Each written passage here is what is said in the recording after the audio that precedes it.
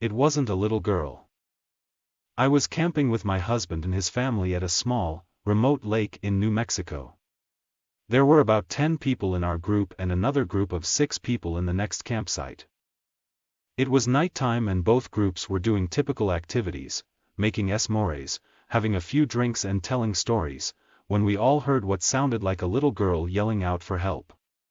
Neither group had children with them, but we were all positive we were hearing a little girl and decided to search the area we heard the noises from together. There was a field behind our campsites, and we all saw a very tall, pure white figure standing maybe 100 feet away from us in the field, making the noises. We all agreed this thing looked maybe 6 feet tall, skinny, and white as can be. We made our way closer to investigate, but whatever it was that we saw started backing off as we got closer, and it disappeared into the trees. All night we continued to hear a little girl calling for help as we tried to sleep. The Walking Dead.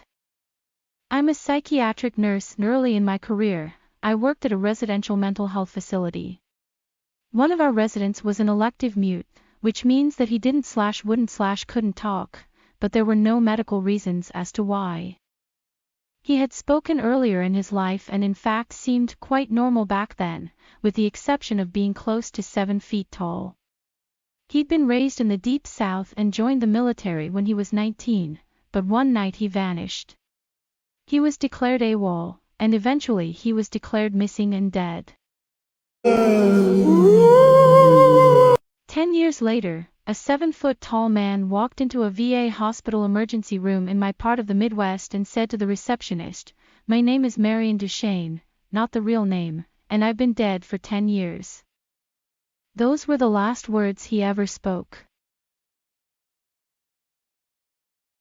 He was covered with dust, and he was wearing the same clothes he'd been reported to be wearing the night he vanished.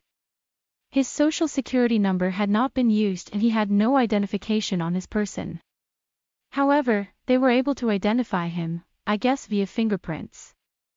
The family was notified, but they said they had already grieved their lost man and that whomever was claiming to be him simply could not be. They demanded not to be contacted again. Marion paced all day every day, moving his mouth that looked like talking or muttering, but no sound came out. He had an unnerving habit of throwing his head back with his mouth wide open as if he were laughing heartily, but not even a breath could be heard. If I talked to him, he appeared to listen, periodically throwing his head back in that laughter-mimicking way of his.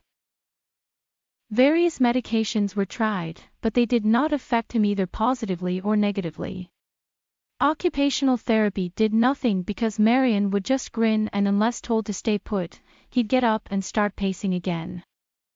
On my last day at that job, the last thing I saw was Marion, pacing in the parking lot, throwing his head back to laugh. Later I wondered if all along I'd been dealing with a ghost. All these years later, I still don't know. Hell hath no fury like a woman scorned. After we moved into our home, we were told a woman had died there at the hands of her abusive husband. She hated men. My dad would wake up with scratches all over himself, and whenever my brother was mean to my sister or I, he would have scratches on him as well. One day, my brother heard our sister he hit her with something. When he woke up later that night he had a horrible bloody nose.